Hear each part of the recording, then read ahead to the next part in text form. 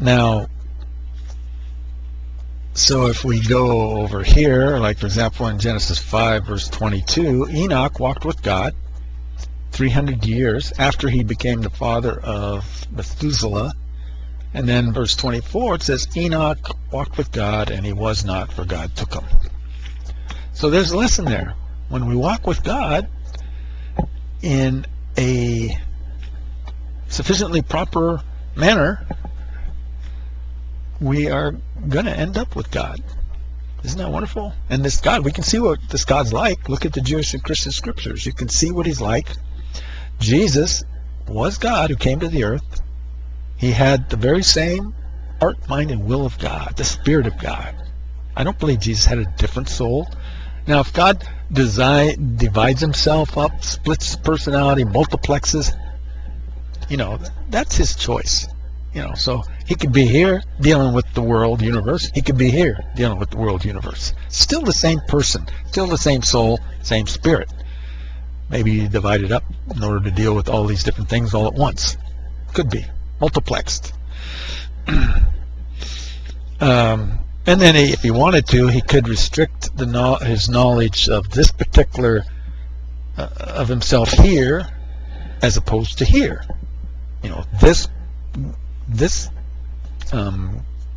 God, this particular God that you might be dealing with, it's the same person, but this one maybe knows everything, and he might restrict himself here where he doesn't know everything, or is, I don't know, somewhat limited in power or something. That's fine. If he wants to do that, that's his prerogative.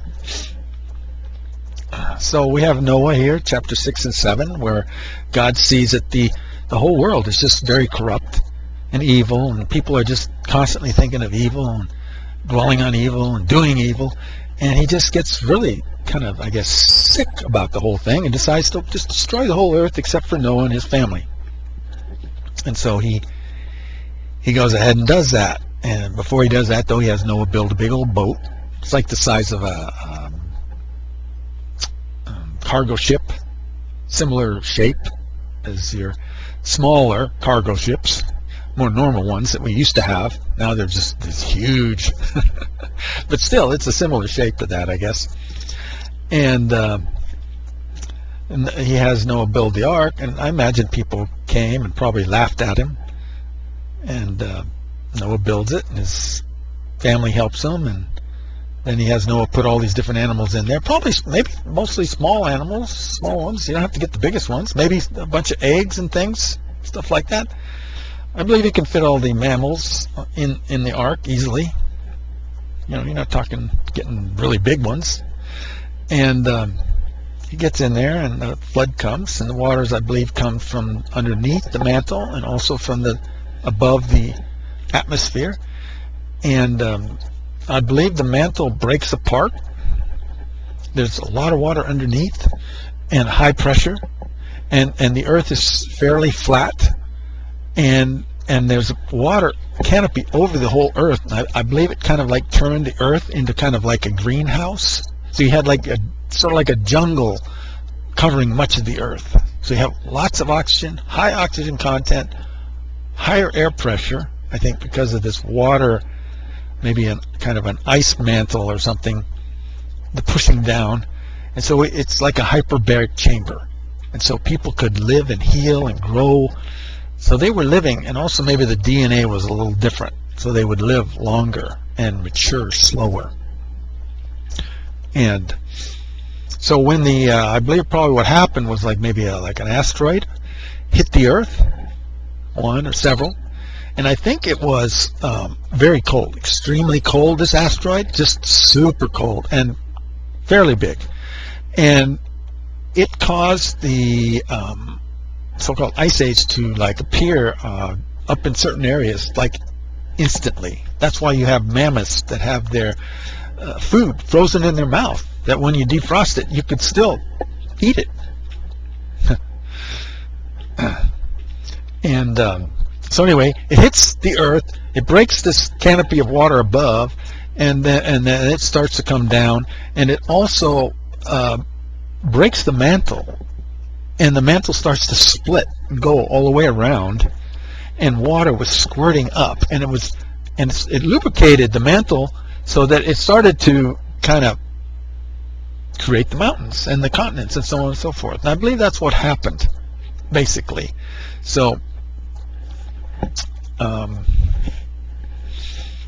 and Noah, and then God decided no more flood, no more worldwide floods, no more destroying the earth by flood, and he said the rainbow would be the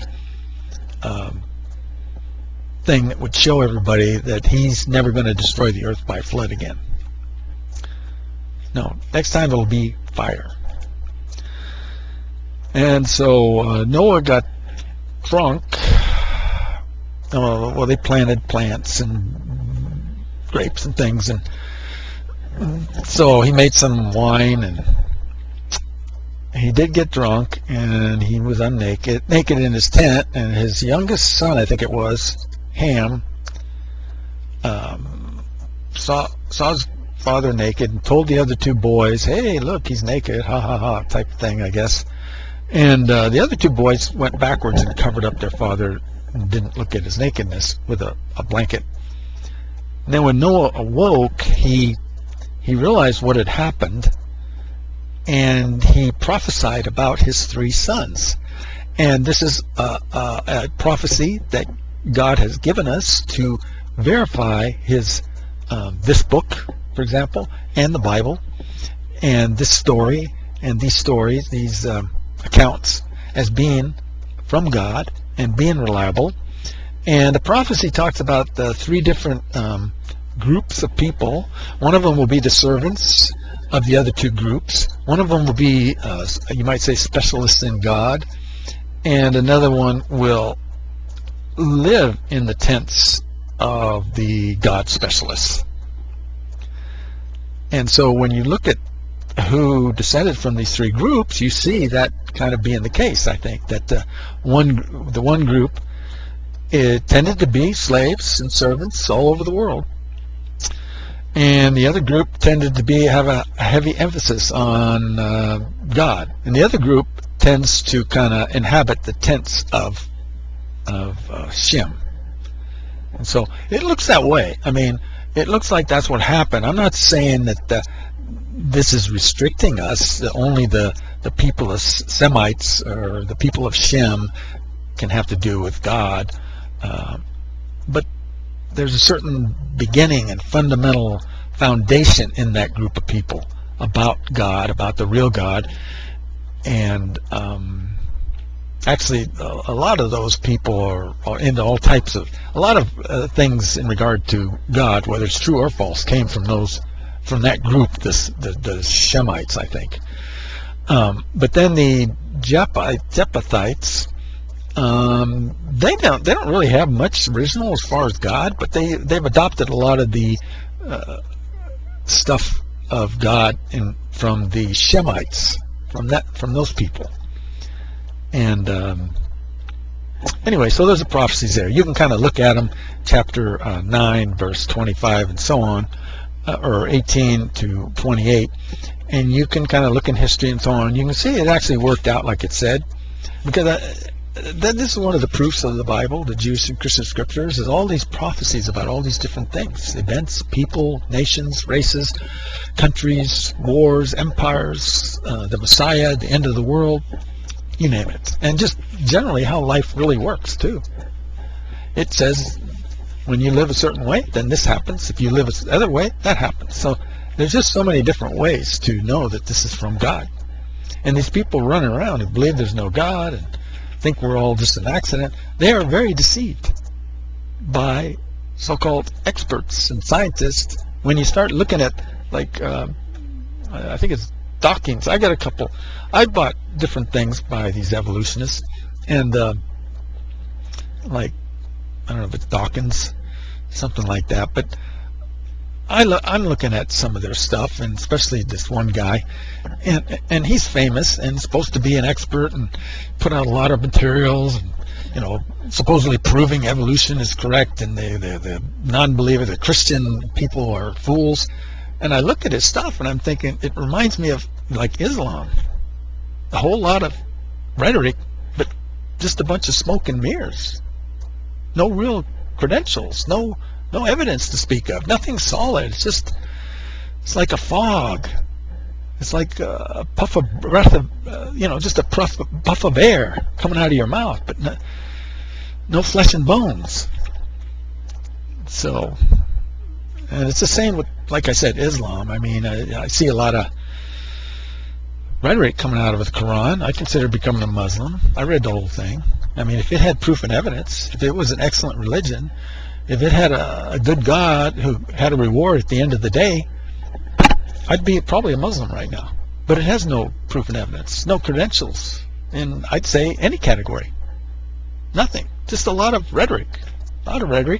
Knocking other religious systems. And then pointing to those systems as proof for itself, but knocking them. And then not really offering any proof. He doesn't have any miracles, really. He doesn't have any prophetic proof. His teachings are substandard, very weak. The stories are just weak. Everything about the Quran is weak. You look at the Jewish and Christian scriptures, I mean, it's incredible. The teachings, the stories, the prophecies, even fits science and archaeology. I mean, history. I mean, there's just so many ways. It's just incredible principles of living. And it shows you what God's like. He is a very incredible person. And the ultimate example of God is Jesus. When you look at Jesus, you're seeing God in action down here. And if and as you experience Jesus, you are experiencing the creator of the universe. The one who died to balance the books, to bridge the gap between us and him, between our situation and his beautiful plan. And he rose again. And we need to die, and we need to rise again. And we need to understand. We need to have the right understanding. We need to then have the right desire and then the right action. And we need to die to ourselves. Not eliminate all wants. Not become Buddhists. No, far from it. Become Christians. Little Christ. That's what Christian means. Become a member of God's family. Have his spirit and his soul indwell us and empower us. It's a religion of transformation. That's where the life's at. It's a religion of a life within us. Of God's life. The same power that rose Christ from the dead.